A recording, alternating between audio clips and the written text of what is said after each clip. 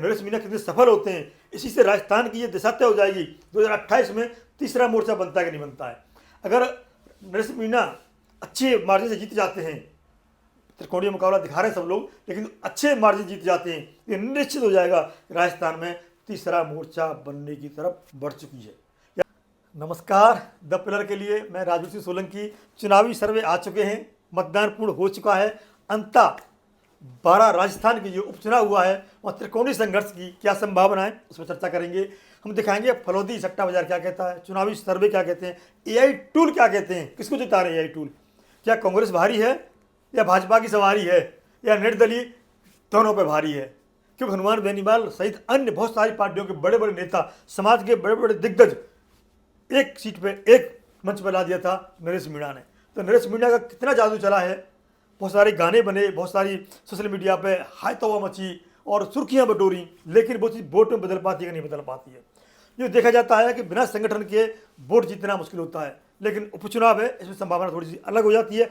अन्यथा जितनी पार्टियां हैं पहली बार तुक्के जीती अलग बात है, बिना संगठन के चुनाव बहुत भारी पड़ता है। किसी मतदाता को बूथ तक ले जाने का काम संगठन का होता है, बूथ लेवल के कार्यकर्ता का होता है। बहुत सारे सर्वे हैं, बहुत सारी बातें अंत में एक एक करके बात करेंगे। मीडिया ने क्या कहा और फिर एआई क्या कहता है। ये देखिए आप, राजस्थान अंतर विधानसभा रिकॉर्ड देखिए आप, बाप रे 80 पॉइंट देख रहे हो आप, 80.32% मतदान तो रिकॉर्ड हुआ है। इसका मतलब महिला, पुरुष, युवा, पहली बार के मतदाता ने सबने वोट डाला है। रिकॉर्ड तोड़ने का मतलब है सब में जोश था। जबकि एक गांव में आपको पता होगी शायद मतदान का बहिष्कार भी हुआ है। बहिष्कार के बावजूद ये अगर आंकड़ा है, सोचिए मुकाबला कड़ा है, मुकाबला टक्कर का है और मुकाबला ऐसा है कि 14 तारीख को चौंका सकता है, भौचक्का कर सकता है। तीसरा ये देखिए क्या कहते हैं, ये कहते हैं कांग्रेस ने पूर्व मंत्री प्रमोद जैन भाया को अपना प्रत्याशी बनाया और सट्टा बाजार, फलौदी सट्टा बाजार कांग्रेस को बढ़त देने का अनुमान है, इनका कहना है। ये तो अलग अलग समाचार एजेंसियां अलग अलग सर्वे अलग अलग बात कह रहे हैं। ये देखिए फिर यहाँ भी यही है। तो अलग अलग एजेंसियां अलग अलग सर्वे के हिसाब से अलग अलग आंकड़े बता रही हैं। तो इन्होंने कहा कि नरेश मीणा आगे है अंतर उपचुनाव में। अब हम दिखाते हैं आपको एआई क्या कहता है। ये कहता है कि बीजेपी को इतने, कांग्रेस को इतना मिल सकता है और ये संभावना है, इन्हें बहुत ज़्यादा आंकड़े की नहीं पता। चैट जीपीटी ये कहती है। फिर हमने पूछा ग्रोक से, ग्रोक ने भी ये कहा कि बहुत ज़्यादा हमें नहीं पता, मीणा को इतना मिल सकता है, कांग्रेस को इतना, बीजेपी को इतना, संभावित है, बहुत ज़्यादा नहीं बता सकते। लेकिन जब हमने सबसे स्ट्रांग टूल से पूछा, उसने बताया बहुत अच्छा। उन्होंने कहा बीजेपी कांग्रेस दोनों जीत के दावे कर रहे हैं, किंतु त्रिकोणीय संघर्ष है। स्पष्ट बोला उन्होंने, ये स्पष्टता कर दी। दो टूलों ने ज़्यादा नहीं बोला, तीसरे एआई टूल ने बोला कि त्रिकोणीय संघर्ष है, गजब की टक्कर है, कुछ भी कहना आसान नहीं है। तो यहाँ पे नरेश मीणा वाकई मेहनत की है और अगर वो जीतते हैं, वो कहते हैं परिणाम जो आएगा उसमें कोई मिलावट नहीं होनी चाहिए, जैसे ज़्यादातर हो जाती है उपचुनाव में।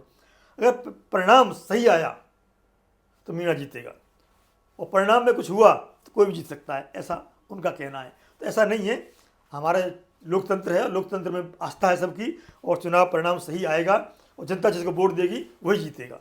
तो शक की कोई गुंजाइश नहीं होनी चाहिए यहाँ पर। तो नरेश मीणा का बार बार ये आग्रह करना, जनता को लास्ट मोमेंट तक अपील करना, शायद 80% प्लस वोटिंग का डलना, उसका असर देखा जा सकता है। तो सबसे ज़्यादा अपील सबने की थी, चाहे बीजेपी पूर्व मुख्यमंत्री हों, वसुंधरा सिंधिया वर्तमान मुख्यमंत्री हों, या कांग्रेस के बड़े बड़े दिग्गज नेता हों, या फिर निर्दलीय और निर्दलीय के साथ में बड़े बड़े नेता जो मंच पर पहुंचे थे, उन सबकी अपील। और लास्ट मोमेंट में जो दिखाई थी हमने आपको अपील सोशल मीडिया पे, उससे कहीं ना कहीं ये जागरण हुआ, वोट जागृत हुआ और रिकॉर्ड तोड़ मतदान हुआ है। तो अंतर उपचुनाव में कुछ झलकियाँ दिखाते हैं आपको हम। देखिए आप, क्या लाइन में लग करके लोगों ने वोट करे हैं अच्छी तरह से, कहीं भी ऐसा नहीं है कि लाइन कम हो।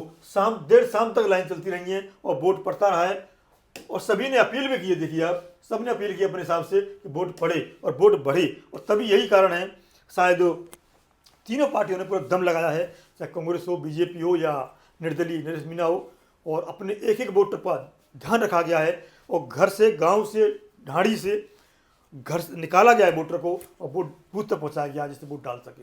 और 80% वोट ऐसे नहीं डलते जब तक लोग एक एक वोट की पहचान नहीं कर लें, जब तक वोटर को ढूंढ न लें, घर घर न पहुँच जाएँ। ये काम करता है कार्यकर्ता। बूथ कार्यकर्ता करता है ये काम, मंडल कार्यकर्ता करता है ये काम, तभी इतने वोट पड़ सकते हैं। तो यहाँ पर दो चीज़ें, या तो स्वप्रेरित हो, जैसे हम नरेश मीना कह रहे हैं कि मैंने इतने लोगों से अपील करवाई है और घर घर जा करके लोगों से रिक्वेस्ट की है, हाथ पैर जोड़ें या वोट करें, तो उसका भी असर हो सकता है, दूसरा संगठन का असर हो सकता है। तो ये तय हो जाएगा अंतः उपचुनाव में, संगठन मजबूत है या एक व्यक्ति की अपील मजबूत है। अगर संगठन जीतता है कांग्रेस और बीजेपी जीतेगी, और नरेश मीना जीतता है तो निश्चित हो जाएगा कि नरेश मीना में ताकत है, नरेश मीना की भावनाओं के साथ लोगों से जुड़े हैं, दिल से कनेक्शन बनाया है, और एक एक बूथ पे जाकर के या कहीं एक गांव में जाकर के, एक ढाणी पे जाकर के जनता से कनेक्शन बनाया है नरेश मीना का। इसलिए नरेश मीना के लिए लोग घर से निकले और वोट की और नरेश मीना को जिताया। ये उपचुनाव बहुत कुछ कह के जाना है संगठन के बारे में, संगठन शक्ति वास्तव में क्या होती है, या एक व्यक्ति की दम है, एक व्यक्ति की इतनी ताकत है जो गाँव गाँव जाकर के जिता सकता है। क्योंकि बिहार चुनाव में देखा होगा आपने, दिल्ली चुनाव में देखा होगा आपने, बिना संगठन के बड़ा मुश्किल होता है जीतना। बिहार चुनाव के परिणाम आएंगे तो आपको लग जाएगा संगठन जीता है या लहर जीती है। लहर तो किसी की थी नहीं, या जाति जीती है, कई चीज़ें होती हैं।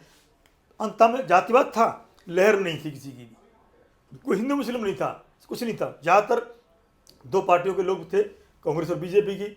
तीसरी लहर बनाने की कोशिश की है तो वो हनुमान बेनीवाल और अन्य लोगों के साथ लेकर के, राजेंद्र गुड़ा आदि को लेकर के बनाने की कोशिश की है नरेश मीना ने। और नरेश मीना कितने सफल होते हैं, इसी से राजस्थान की ये दिशा तय हो जाएगी 2028 में तीसरा मोर्चा बनता है कि नहीं बनता है।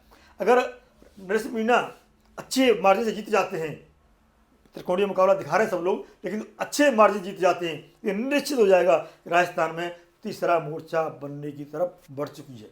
यानी वहाँ की जनता मान चुकी है तीसरा विकल्प बहुत जरूरी है। एक बार बीजेपी, एक बार कांग्रेस। हनुमान बेनीवाल बार बार कहते हैं क्या करते हो आप, एक बार बीजेपी एक बार कांग्रेस, इसलिए तुम्हारे काम नहीं होते, काम कराने मेरे पास आते हो, वोट उनको दे देते हो आप। एक व्यक्ति ने मुझे बड़ा अच्छा कमेंट भेजा था, मैं प्रयास करूँगा लगाने का इसमें, कि जब बात आती है काम कराने की तो नरेश मीना हो या हनुमान बेनीवाल हो, जनता उनके पास आती है, और जब वोट डालने की बात आती है हम तो कांग्रेस ही हैं, हम तो बीजेपी हैं, फिर वहाँ पर बाद आ जाता है, बीजेपी बाद कांग्रेस बाद, उसमें चले जाते हैं लोग, इसलिए इनको वोट कम मिलते हैं। उसके लिए संगठन की जरूरत है और नैरेटिव की जरूरत है, बताने की जरूरत है कि तीसरा मोर्चा क्यों जरूरी है। ये अंतः चुनाव नहीं है, या अंतः उपचुनाव नहीं है, इससे बहुत कुछ क्लियर हो जाएगा राजस्थान की अगली राजनीति की, अगली सरकार की राजनीति के बदलाव की, राजस्थान के बदलाव की तय हो जाएगी अंतः उपचुनाव में किसकी जीत होती है। अगर बीजेपी जीतती है तो इसका मतलब सरकार का वहाँ पकड़ है, कांग्रेस जीतती है इसका मतलब विपक्ष वहाँ पे अभी भी प्रभावी है, और दोनों के बजाय नरेश मीना जीतता है तो स्पष्ट हो जाएगा, क्लियर हो जाएगा कि तीसरे मोर्चे की दस्तक राजस्थान में हो चुकी है, यानी कि उसका तीसरे मोर्चे का उदय हो चुका है। तो 14 तारीख को परिणाम में तो आपके सामने आएंगे, तो ये बता देंगे हम कि राजस्थान में 2028 का परिणाम कैसा रहने वाला है, वहाँ जनता का मूड कैसा रहने वाला है, बीजेपी की तरफ, कांग्रेस की तरफ या तीसरे मोर्चे की तरफ।